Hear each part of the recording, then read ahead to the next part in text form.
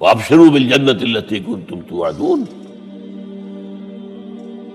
یہ کیفیت. تو پہلا امتحان تو ہے ان مادی غلافوں میں لپٹے ہوئے ہونے کے باوجود حق کو پہچان لینا. اس مادی کائنات میں گم نہ ہو جانا، اس سے ماورا، اس سے بلندتر ہو کر اس ہستی کو پہچاننا جس نے اس کو پیدا کیا. انی وجہت وجہی للذی فطر السماوات والارض حنیفا ما انا من المشرکین. پھر اس پر قائم رہنا اور بڑے سے بڑا رزق لینا. آپ نے گھر سے نکال دیا، ٹھیک ہے چل جا رہا ہوں. قال السلام علیک ساستغفر لک ربی انہ کان بی حفیہ. موت کو فیس کیا ہے تو اس طرح کیا ہے. اور کیسا جواب دیا ہو کیسا. میں نے کہا ایک مذاق کا انداز تھا ان کے عمل میں کہ اس سے پوچھو ایک صحیح سالم کھڑا باقی ٹوٹے ہوئے تو کرنے والا یہ سرکمسٹانشل ایویڈنس کیا ہوتا ہو. آج بھی آپ کے ہاں مقدمات کے اندر ایک سرکمسٹانشل ایویڈنس بھی تو ہوتا ہے نا. حالات قرائن کی کیا گواہی ہے. تو وہ سالم میں باقی سب ٹوٹے ہوئے ہیں. دوسرے یہ کہ آلہ جو ہے اس کے پاس سے برآمد ہو رہا ہے، اس کے کندھے پر رکھا ہوا. اور پھر یہ کہ بادشاہ کے دربار میں جا کر جس طرح اس کو انکار کیا ہے اس کی خدائی کا. ان کا ٹھیک ہے اس کو تو اب زندہ آگ میں ڈالو اور یہ گر جائے، ختم کر دو اس کو، بسم کر دو. اچھا اس کے لیے تیاریاں کی گئی ہے. سورہ صافات میں اس کا ذکر موجود ہے. تو اب حضرت ابراہیم دیکھ رہے ہیں کہ میرے لیے آگ کا الاؤ تیار ہو رہا ہے بہت بڑا. ایک اوپر مچان بنائی گئی ہے جہاں سے کہ ان کو پھینکنا ہے آگ میں. سب ہو رہا ہے. وہ سب یہ کس لیے کر رہے تھے؟ یہ نوجوان کے ہوش ٹھکانے آ جائیں گے جب آگ دیکھے گا سامنے. ابھی تو کوئی آیا نہیں نا امتحان اس پر. اسی لیے قرآن میں آیا ہے کہ ہم نے ان کو ناکام کر دیا جنہوں نے کہ یہ آزمائش ڈالی تھی. حضرت ابراہیم کود گئے. اقبال کہتا ہے بے خطر کود پڑا آتش نمرود میں عشق، عقل ہے محو تماشائے لبے بام ابھی. دیکھیے یہ دو عقلیں ہیں، یہ سمجھ لیجیے. ایک عقل وہ ہے جو پہچان لے، ایک عقل وہ ہے جو آگے چلنے سے روکے. دیکھو جواب ٹھیک نہیں، تمہارا کہاں کیا کر رہے ہو؟ اپنی جان سے کھیل رہے ہو، جان سے چلے جاؤ گے. تو عقل جو ہے ایک معنی میں وہ حقیقت کو پہچاننے میں مددگار ہے، اگرچہ منزل تک نہیں پہنچا سکتی. گزر جا عقل سے آگے کہ یہ نور چراغ راہ ہے منزل نہیں ہے. پاس چراغ رکھا ہے تو روشنی تو ہو جائے گی نا، کچھ نہ کچھ دکھا دے گی. بس یہ چراغ راہ ہے، یہ آخری منزل تک عقل نہیں پہچان سکتی. یہ تو فطرت انسانی ہے، قلب ہے، روح انسانی ہے، وہ پہچانتی ہے. اور عقل گو آستان سے دور نہیں، اس کی قسمت میں پر حضور نہیں، حاضری نہیں ہوتی وہاں.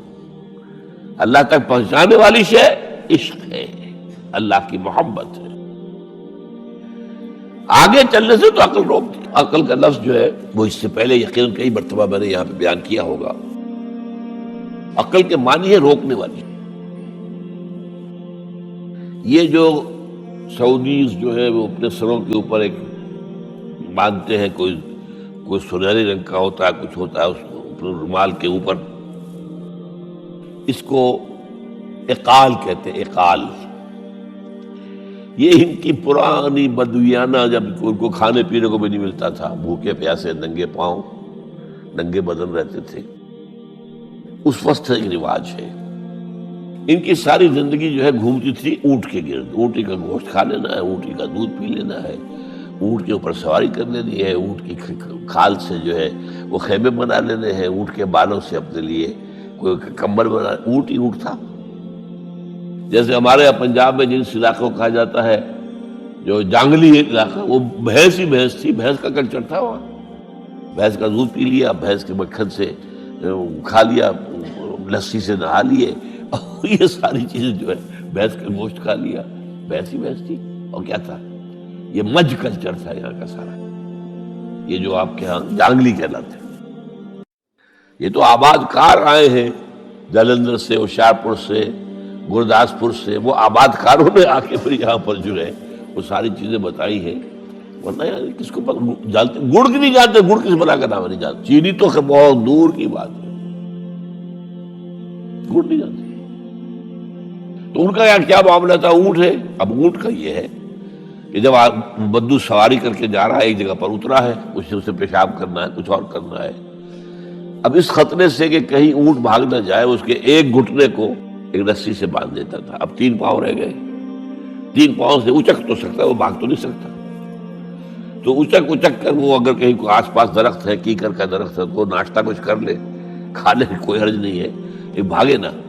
تو وہ جو رسی جس سے اونٹ باندھتے تھے، اس کا گھٹنا، وہ اب کیا ہوا؟ اب اسے جانا ہے سفر پر دوبارہ، وہ جائے گا، وہ رسی وہاں سے کھول کے سر پہ باندھ دے گا، کاٹ کے رسی کو۔ یہ ایک حال ہے۔ اب وہ سنہری بھی ہوتے ہیں، کیا کیا خوبصورت ہوتے ہیں، لاکھوں روپے کا ہوتا ہے، لیکن تہذیبی پس منظر اس کا یہ ہے۔ اب ظاہر بات ہے کہ وہ تو لوگ، اس لیے حدیث میں یہ لفظ آیا ہے۔ ایک مرتبہ حضور مسجد نبی میں تشریف فرماتے، باہر کوئی بدو آئے صحابی باہر سے، اور انہوں نے اپنے اونٹ کا یا اونٹنی کا گھٹنا نہیں باندھا، اسے ویسے ہی چھوڑ کے اندر آ گئے۔ حضور نے فرمایا تم نے اس کا گھٹنا کیوں نہیں باندھا؟ جواب دیا میں نے اللہ پر توکل کیا۔ فرمایا غلط، اعقلھا ثم توکل، پہلے اس کا گھٹنا باندھو پھر توکل کرو۔ وسائل کا استعمال ترک کر دینا توکل نہیں ہے۔ ہاں یہ سمجھو کہ وسائل کے ذریعے سے نہیں ہوگا، جو بھی کچھ ہوگا اللہ کے کیے سے ہوگا، لیکن وسائل کا استعمال تو کرنا ہے۔ وہ توکل اسلام میں نہیں، جو رہبانیت کا توکل ہے۔ بہرحال تو یہ اب جو ہے عقل جو ہے، اب اس وقت جو کہ بے خطر کود پڑا آتش نمرود میں عشق، عقل ہے محو تماشائے لبے بام، ابھی عقل تو وہیں پر کھڑی ہوئی سوچ رہی ہے کودنا چاہیے کہ نہیں کودنا چاہیے، اور ابراہیم کود بھی چکا۔ لوگ حیران رہے، لیکن اللہ نے اس آگ کو گل و گلزار بنا دیا۔ قلنا یا نار کونی بردن و سلام علی ابراہیم،